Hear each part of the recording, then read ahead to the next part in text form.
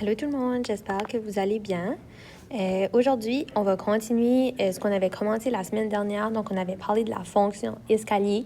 Je vous avais montré un petit peu à quoi ça ressemblait. Par exemple, la mise en situation où est-ce que tu vas au cinéma, tu vas faire une activité, puis les prix sont divisés par l'âge. Donc, par exemple, de 0 à 11 ans, ça va coûter 13,50.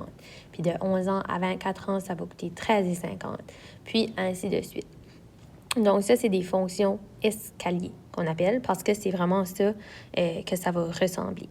Aujourd'hui, je vais vous montrer comment faire le graphique. Puis après ça, tu pourras aller faire le numéro 1 sur ta feuille que je vous ai donnée la semaine dernière. OK? Donc, ça va être important que tu vas faire ce travail-là. Je te montrerai après c'est quoi la feuille. Donc, si tu regardes, la première chose, c'est que tu vois que tu as une table de valeurs. Donc, tu as des données. Fait que le temps de stationnement, fait que par exemple, de 0 à 1 heure, je te rappelle que quand les crochets sont sous cette forme-là, ça veut dire que ce n'est pas inclus. Fait qu'ici, de 0 à 1 heure, c'est de 0 à 59 minutes. Fait que si tu vas 60 minutes, il faut que tu vas payer un autre 50 cents. Fait que c'est vraiment que le 1 n'est pas inclus. Donc, quand tu vas faire ton graphique, fait que j'ai préparé une petite feuille quadrillée juste ici. Tu as 3 choses qui sont très importantes. Premièrement, tu vas aller écrire c'est quoi tes axes. Fait que je vais placer en rouge qu'est-ce que je veux vraiment voir sur ton graphique. Fait que la première chose, c'est d'aller placer tes axes. Fait que l'axe des Y se retrouve à la verticale, puis l'axe des X à l'horizontale. OK? Pense que le Y, tu as comme une longue barre, donc ça, c'est vertical. Ensuite de ça, j'ai besoin d'un titre. Fait que ceci, c'est graphique représentant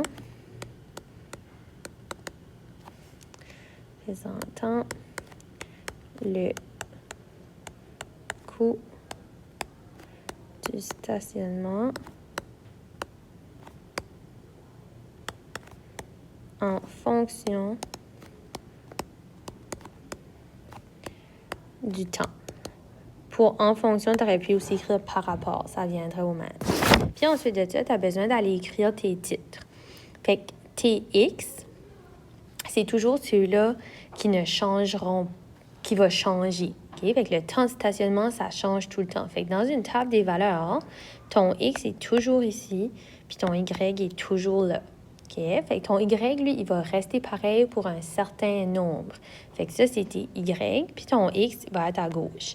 Fait que mes X, ton échelle va toujours commencer à 0, mais je vais aller écrire mes titres. Fait que temps de stationnement, c'est mes X. Fait que je vais l'écrire ici.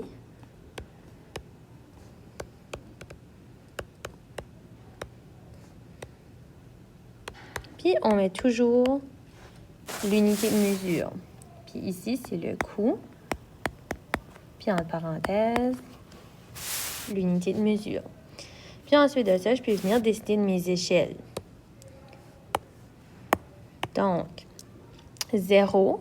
Puis là, si tu regardes ta table de valeurs, tu vois que ça finit jusqu'à 4. Fait que tu n'auras pas besoin de beaucoup de chiffres. Puis là, je crois que j'ai oublié une rangée. Fait que c'est 4, 5, 3 et 50. Fait qu'on va juste faire des bons réguliers. Fait qu'ici, je vais en choisir 2 pour pas que ça soit trop tassé. Puis je sais que j'ai de la place. Fait que 3, 4, 5. Vous voyez ici, j'ai pris 2 espaces pour faire 1. C'est correct tant et aussi longtemps que tu respectes ça pour tout ton axe. OK? Donc, ça doit rester la même chose pour tout avec la même valeur. Fait que moi, j'ai choisi de faire des bonds de 2 pour une unité. Fait que ça, c'est correct. Je vais venir faire la même chose pour l'autre. Fait que je vais faire 1, 2, 3, 4 et 5. Bon, quand je viens à placer mes choses, ben, je vois que sur mon graphique, sur ma table des valeurs, ça dit de 0 inclus à 1 pour mes X. Ça me coûte 1,50. Fait que de 0 à 1 heure, qui est le temps de stationnement, ça me coûte 1,50. Fait que si je viens à 1,50, c'est entre le 1 et le 2. Puis je me dis que le 0 est inclus. Fait que même si je vais juste rentrer dans le stationnement, ça va me coûter 0 $. Ça va me coûter 1,50. Fait que faut que je mette un rond plein ici.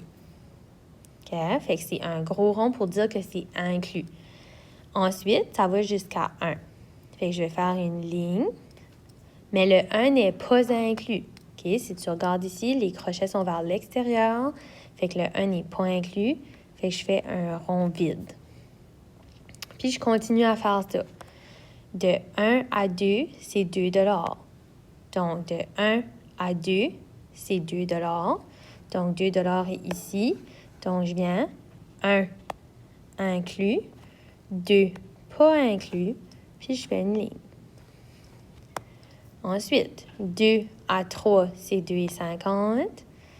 2 à 3, c'est 2,50. Donc, 2,50, 2 inclus, 3 pas inclus. Une ligne. Puis là, tu vois qu'il y a un pattern régulier. Fait que 3 à 4, 3 $. Fait que 3 inclus. À 4, pas inclus. Je mets ceci. Puis ensuite de ça, c'était 3,50 pour jusqu'à 5 heures. Fait que ça, c'est ça qui forme ton graphique. Fait que tu peux voir que c'est pour cette raison-là qu'on appelle ça escalier, parce que ça fait une genre de petit escalier. Donc maintenant, toi, ton rôle, ça va être d'aller faire la feuille suivante. Je vais te le montrer.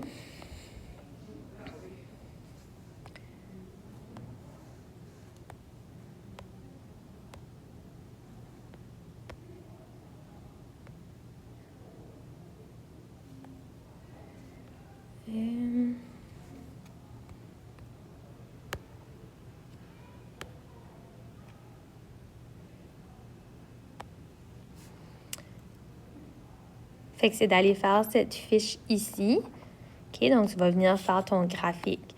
Fait que la seule chose ici, tu dois lire ton problème. Fait que ça dit 5 points de fidélité pour chaque tranche complète de 20 $ d'achat.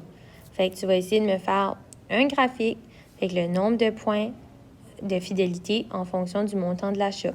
Fait que de 0 à 20 $, tu vas gagner 5 points. De 20 à 40, 10 points. Puis tu vas me faire ça pour le graphique. Je vais vérifier ton travail demain. Bonne journée!